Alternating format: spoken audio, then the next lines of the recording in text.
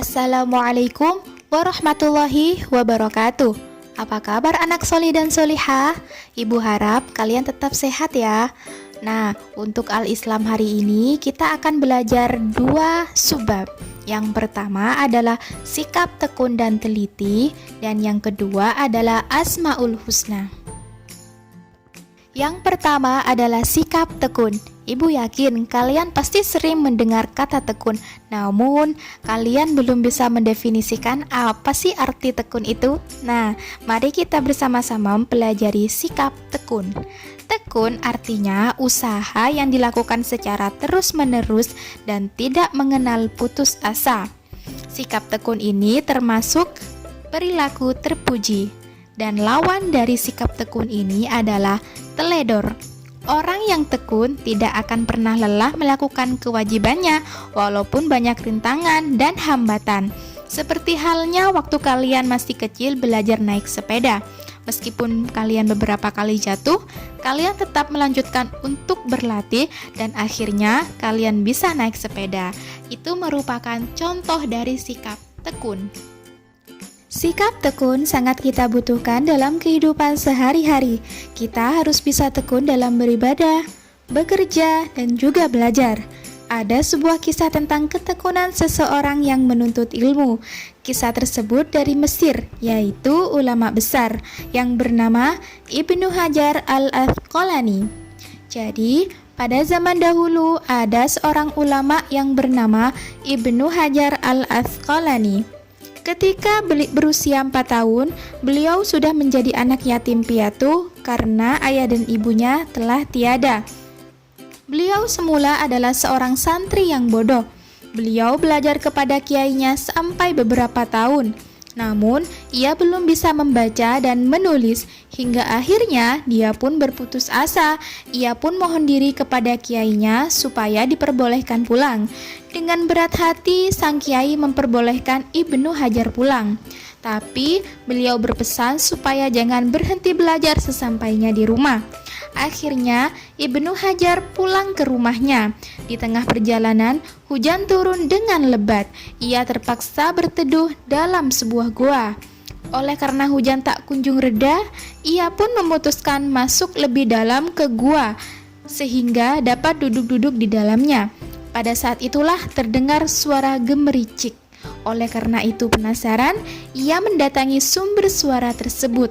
Ternyata sumber suara itu berasal dari gemericik air yang menetes pada sebongkah batu yang sangat besar. Batu besar itu berlubang karena telah bertahun-tahun terkena tetesan air. Melihat batu yang berlubang tersebut, akhirnya Ibnu Hajar merenung. Ia berpikir batu yang besar dan keras ini lama-lama berlubang hanya karena tetesan air ini. Kenapa aku kalah dengan batu? Padahal akal dan pikiranku tidak sekeras batu. Berarti aku kurang lama belajar, pikirnya. Setelah berpikiran demikian, akhirnya Ibnu Hajar tidak jadi pulang. Ia memutuskan untuk kembali ke pondok. Semangatnya kembali tumbuh untuk belajar kepada kiainya. Akhirnya Ibnu Hajar kembali ke pondok. Ia ingin belajar lebih lama dan lebih tekun. Di pondok ia belajar dengan tekun dan rajin serta tidak mengenal putus asa. Usaha tersebut tidak sia-sia. Ia menjadi orang alim, bahkan dapat mengarang beberapa kitab. Dari asal mula cerita batu di dalam gua, inilah kemudian beliau diberi nama Ibnu Hajar, yang artinya anak batu. Nah, itulah contoh ketekunan dalam menuntut ilmu. Sebagai seorang pelajar, kalian bisa mengambil pelajaran untuk bisa dijadikan teladan. Ayo, tekunlah belajar dan jangan mudah putus asa.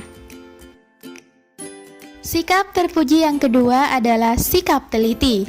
Teliti artinya cermat dalam mengerjakan sesuatu. Orang yang teliti sangat berhati-hati dalam mengerjakan sesuatu agar tidak terjadi kesalahan. Teliti termasuk perilaku terpuji, dan lawan dari teliti adalah ceroboh. Orang yang teliti selalu sabar dalam mengerjakan pekerjaannya dan tidak asal cepat selesai.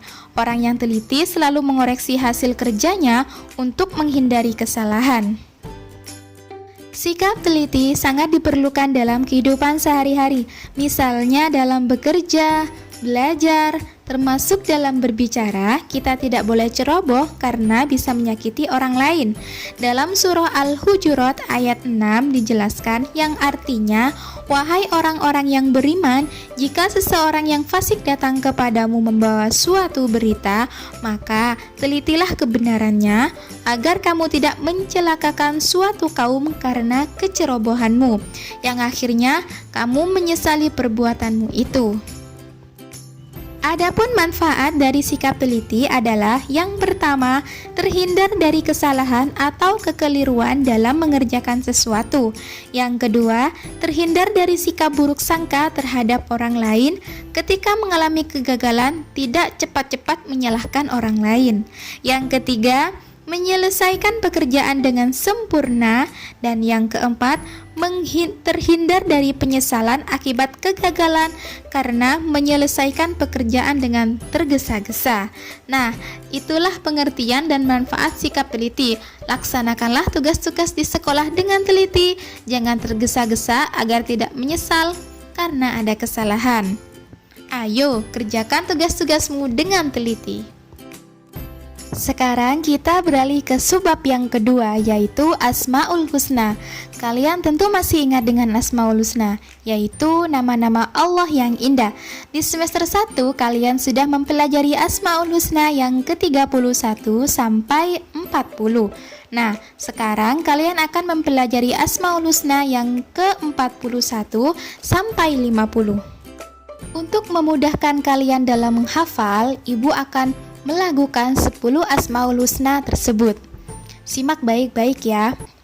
Asyahidu maha menyaksikan, Al-Ba'ithu maha membangkitkan, Al-Majidu maha mulia, Al-Wadudu maha pencinta, Al-Hakimu yang maha adil, Al-Wasi'u maha meluas, Al-Mujibu maha mengabulkan, Ar-Raqibu maha mengawasi, Al-Karimu maha mulia, Al-Jalilu yang maha agung.